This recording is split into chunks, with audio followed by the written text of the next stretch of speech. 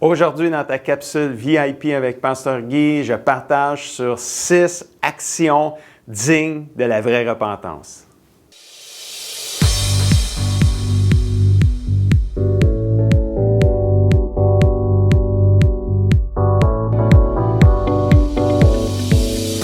Bonjour mon ami et bienvenue à ta capsule VIP. C'est toujours une grande joie pour moi de pouvoir nourrir ton âme afin que tu puisses grandir et devenir tout ce que le Seigneur veut que tu deviennes.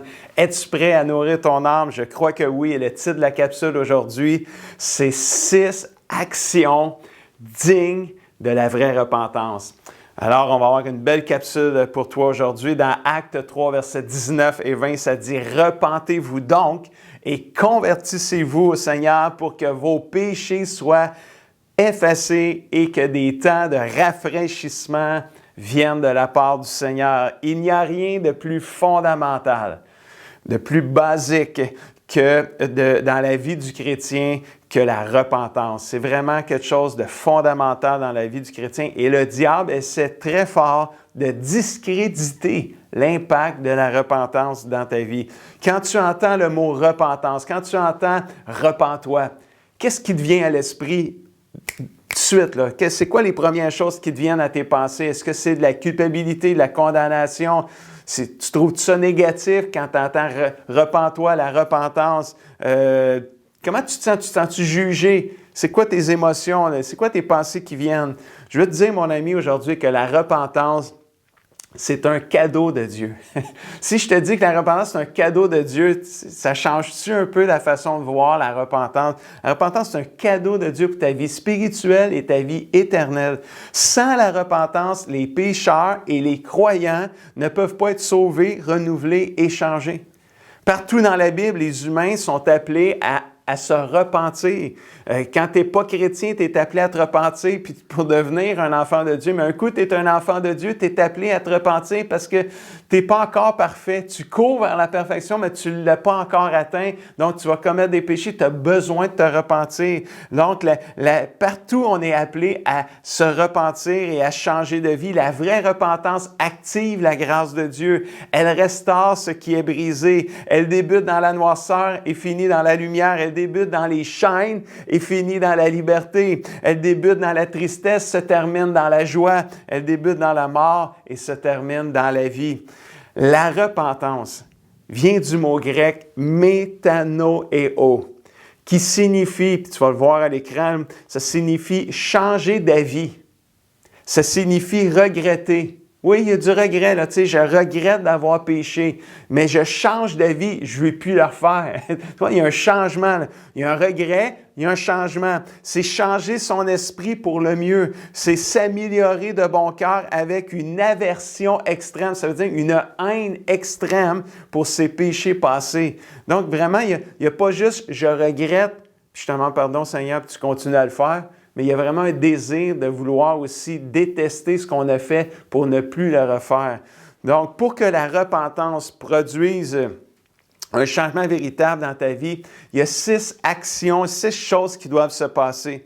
Parce que quand il y a une vraie repentance, il y a une transformation, il y a un changement et il y a surtout la paix avec Dieu.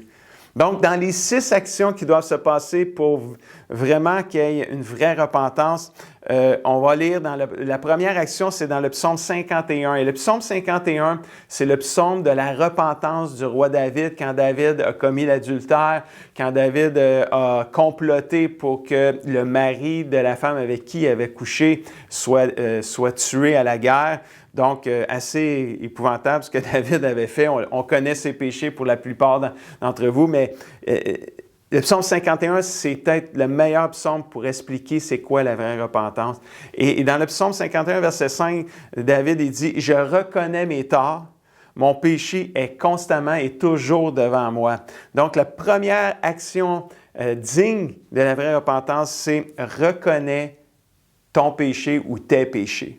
La vraie repentance est très profonde, mais si tu ne reconnais pas ton péché, il sera constamment devant toi, il va alourdir ta vie. La repentance, c'est un choix que tu fais de te libérer de l'emprise du péché dans ta vie. Parce que le Seigneur, c'est ça qu'il veut. Il veut que tu sois libre du péché et non pas esclave du péché.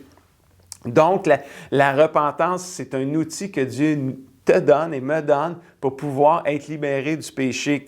La deuxième action à faire, c'est dans le psaume 51, verset 6, où ce que David, il prie à Dieu, puis il dit « Contre toi, ô Dieu, contre toi seul j'ai péché. Ce qui est mal à tes yeux, je l'ai fait. » Deuxième action, c'est quoi? La première, c'est reconnaître ton péché, mais la deuxième, elle va plus loin. La deuxième, c'est admets que tu as péché contre Dieu.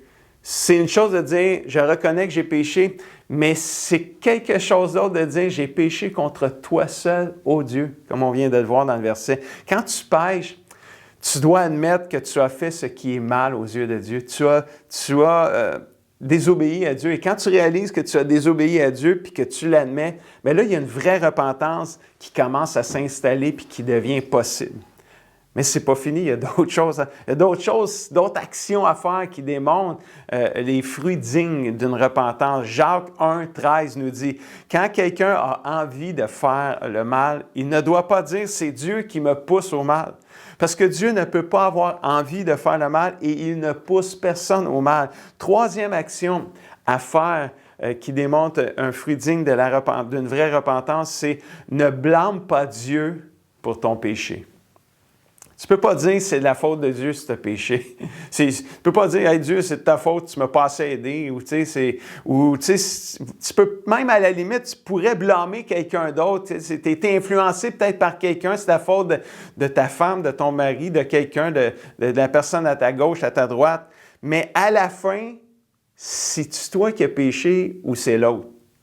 Si c'est toi, tu as besoin de te repentir. Et ça, c'est vraiment important. À la fin, si tu as péché, tu dois te repentir si tu veux être pardonné, purifié, puis être en paix avec Dieu. Donc, oui, peut-être tu as été influencé par quelqu'un, mais tu l'as fait. Tu as péché, tu as désobéi. Donc, tu as besoin de te repentir. Cherche pas juste à blâmer l'autre, puis toi, essayer de te justifier par toi-même. C'est bien mieux de te repentir puis aller trouver la vraie justification avec Jésus-Christ. Donc, c'est la chose à faire. Blâme pas Dieu ou blâme même pas les autres pour ton péché. Repens-toi, demande pardon parce que toi, tu as péché. Quatrième action à faire, Proverbe 28, 13, vraiment, celle-là là, est bonne. Celui qui cache ses fautes ne réussira pas. Mais celui qui les reconnaît et surtout qui les abandonne est pardonné. Tantôt, on a parlé de reconnaître ton péché, mais la quatrième action, c'est abandonne ton péché. Oh, ça là, c'est très certainement la partie la plus importante et la plus révélatrice de la vraie repentance. C'est pas juste je reconnais mon péché, mais je l'abandonne. Non seulement tu demandes pardon pour ton péché, mais tu veux en même temps ne plus le recommencer. Oui, mais Pasteur Guy, qu'est-ce qui arrive si je commets à nouveau le péché? Tu commets à nouveau le péché, tu fais quoi? Bien, tu te repens. Tu veux faire d'autre. Il n'y a pas d'autre solution. Tu commets un péché, tu ne peux pas le justifier par toi-même.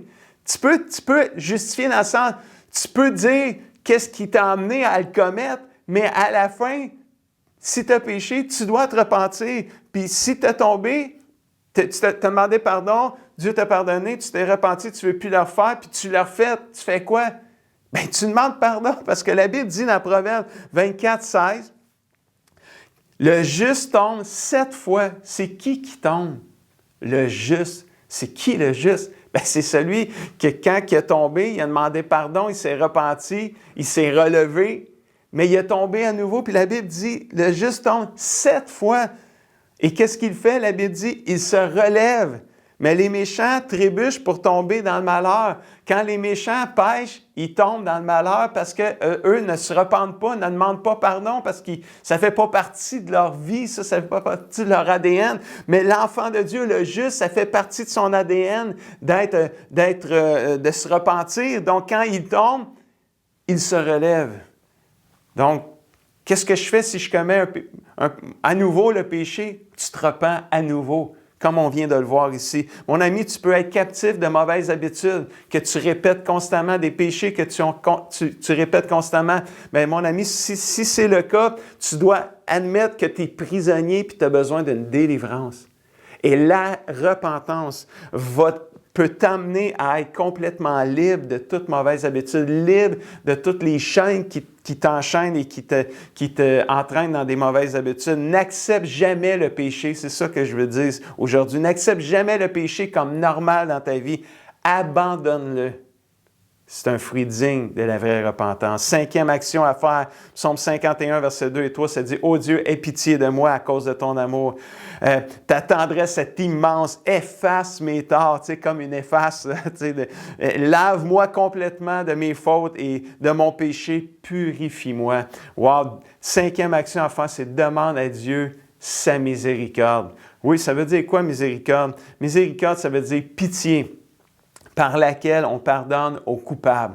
Ça veut dire, c'est comme quand tu demandes à Dieu « Aie pitié de moi », c'est comme si tu demandes à Dieu de te faire miséricorde. Tu demandes à Dieu « Hey Dieu, aie pitié de moi, pardonne-moi, je suis coupable, je le reconnais, j'ai fait le péché, aie pitié de moi ». C'est ça, demander à Dieu sa miséricorde. Et quand Dieu le fait, quand Dieu t'accorde miséricorde, tu es pardonné, tu es purifié comme si tu avais jamais péché.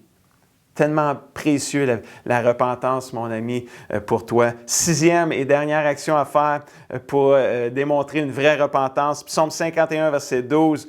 « Ô Dieu, crée en moi un cœur pur, mets en moi un esprit nouveau, vraiment attaché à toi. Ne me chasse pas loin de toi, ne m'enlève pas ton Esprit Saint. Rends-moi la joie d'être sauvé, la joie du salut. Soutiens-moi par un esprit généreux. » C'était David qui priait ça après avoir commis des péchés épouvantables. Et c'est quoi la 6e action? C'est demande à Dieu de te restaurer. Demande à Dieu de te restaurer. Le péché brise ta relation avec Dieu, brise ta relation avec les autres et avec toi-même. Mais la repentance, la vraie repentance, permet à Dieu de tout restaurer. Wow, c'est tellement merveilleux. La vraie repentance dit, Dieu, tu as raison, moi j'ai tort. La vraie repentance dit, je mérite ton jugement et ta colère sur moi, mais avec humilité, je te demande miséricorde, je te demande, fais-moi grâce, Seigneur. La vraie repentance va dire, purifie-moi, renouvelle mes pensées et accorde-moi la force d'obéir à ta parole à nouveau. La vraie repentance dit, j'abandonne mon péché à toi.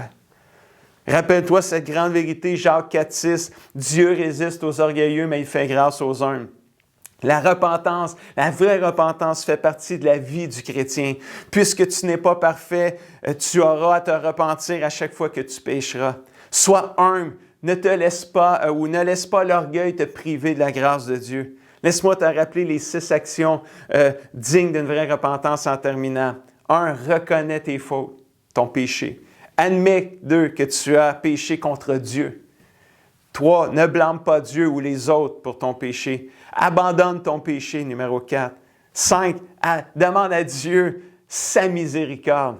Et 6. Demande à Dieu de te restaurer. La Bible dit, mon dernier verset, Matthieu 3, 8, dans la version Louis II, ça dit « Produisez donc des fruits dignes de la repentance ». Et dans la parole de vie, ça dit, le même verset dit, « Faites donc de bonnes actions pour montrer que vous avez changé votre vie. » Une vie changée, c'est-à-dire une vie qui a passé par une véritable repentance, doit nécessairement produire des changements dans ton caractère, dans ton comportement, dans ta conduite, dans tes paroles, dans tes actions. Mon ami, si tu mets en pratique ces 6 actions-là, tu vas vivre les fruits dignes d'une vraie repentance. Ta vie va être transformée. Tu vas ressembler de plus en plus à Jésus-Christ. Tu vivras dans la joie et la paix du Seigneur. Tu seras pardonné, rafraîchi dans ta vie spirituelle et tu vas donner le goût aux autres aussi de vivre dans la vraie repentance. As-tu besoin de te repentir? Présentement, tu es là, tu m'écoutes, tu te dis, je pense, pasteur, j'ai besoin de repentance. Bien, tu fais quoi? Fais les 6 actions que je viens de te partager. Réécoute la capsule, prends en note les actions, puis mets-les en pratique dans ta vie. Tu vas vivre une vraie repentance. Tu vas être en paix avec Dieu. Tu vas être une inspiration. Tu vas donner le goût aux autres de se repentir. La repentance, ça fait partie de ta vie. La repentance, c'est ta portion à toi. C'est ta partie à toi à faire. Puis la grâce, le pardon, la miséricorde et la transformation, c'est la partie à Dieu. Toi, repens-toi, puis laisse Dieu te transformer, tu vois, il va le faire. Amen. Alors, défi de la semaine en terminant, détermine de ne jamais tolérer le péché dans ta vie, de ne jamais l'accepter comme normal dans ta vie, mais détermine de faire les actions nécessaires qui sont dignes de la vraie repentance qu'on a vue dans la capsule. Lis, médite et pratique tous les versets de la capsule et je veux prier avec toi en terminant. Papa Céleste, je veux prier pour mon ami qui m'écoute présentement. Peut-être que mon ami vit des moments difficiles, il a besoin de la repentance. Papa Céleste, je prie pour lui aujourd'hui. Je prie que tu lui donnes l'humilité nécessaire pour pouvoir admettre, reconnaître son péché, reconnaître le péché contre toi, Seigneur. Je prie que tu aides mon ami à arrêter de blâmer les autres pour les péchés qu'il commet et qu'il puisse juste dire « j'ai péché contre toi, Seigneur », le reconnaître pour lui-même. Je prie que tu aides mon ami, Seigneur, à lui faire miséricorde, à lui faire grâce et à tout restaurer ce qui a été brisé à cause du péché dans sa vie. Papa Céleste, je prie que mon ami puisse vivre dans la vraie repentance au nom de Jésus. Amen et amen. J'espère que tu as aimé cette capsule et si c'est le cas, fais un pouce ou un cœur. Et si tu penses que ça peut aider quelqu'un à justement comprendre la vraie repentance dans sa vie, je t'invite à partager la capsule avec lui. Et sur ce, je te dis à la semaine prochaine.